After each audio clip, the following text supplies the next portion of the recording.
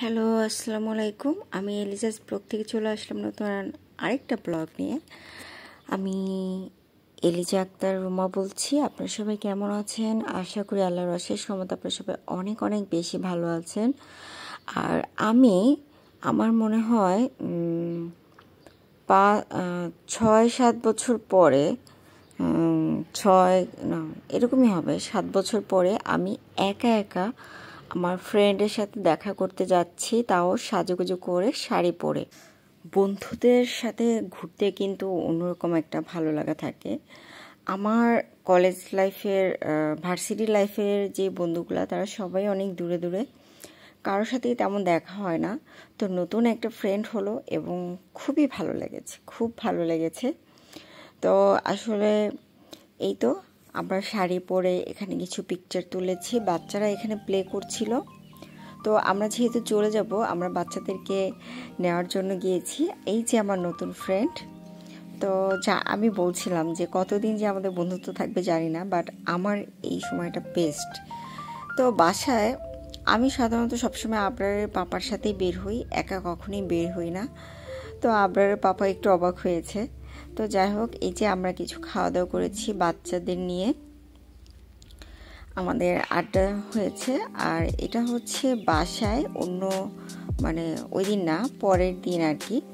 তো বাসায় পিৎজা পাঠিয়েছিল আর হচ্ছে ফ্রেঞ্চ ফ্রাই বাচ্চাদের জন্য, সাথে আমিও খেয়েছি, মজা লেগেছিল। আর এখন চলে আসলাম রান্নার ব্লগে। আপনারা তো বলবেন যে আমি শুধু ঘোরাঘুরি দেখাই, রান্না দেখাই না। তো এই যে হচ্ছে টাকি মাছ, এটাকে সুন্দরভাবে ক্লিন করে নিয়েছি। এখন এই মাছটাকে কেচে নেওয়া হবে আর কি, এটাকে কেচে নেওয়াই তো বলে। আর রাঁধুনি কিন্তু আমি না, সব কাজ কিন্তু করছে আমার হাজবেন্ড, আবরারের পাপা আর আহনাব বাবুর পাপা। তো এই যে আমি সব কিছু তাকে গুছিয়ে দিয়েছি যেন আমার রান্নাঘরটা মেসি না করে। তো সহজ সব কিছু আমি এখানে আমার আছে। তো তারপরও সে একটা ভুল করে, লবণের চামচটা দিয়ে হলুদ বা কোনো কিছু একটা নিয়ে নেয়। তো যাই হোক, আমি এখানে সব কিছু গুছিয়ে দিয়েছি, যেহেতু সে রান্না করবে যেন খুঁজতে না হয় কোনো কিছু। এখন সে শুধু রান্না করবে। তো পেঁয়াজটাকে ভেজে নিচ্ছে। আবরারের পাপার রান্না কিন্তু অনেক মজা হয়। তো আজকে ও বলল যে এই মাছটা আমি রান্না করব। তো এই যে হলুদ দিয়েছে এবং তার রেসিপিটা আমি আসলে রেখে দিচ্ছিলাম আমার এই ব্লগে। তো তারপরে সে হলুদের পরে শুকনো মরিচ দিল, দিয়ে এদিকে ভালোভাবে নাড়তে হবে যেন পুড়ে না যায়।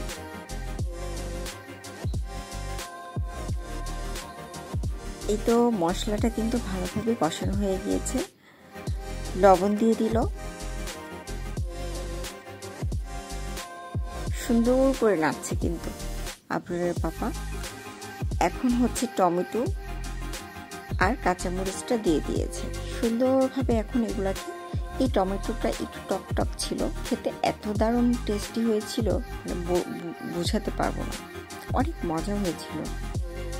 আমি তো আগেই খেয়েছি তাই বলে দিলাম।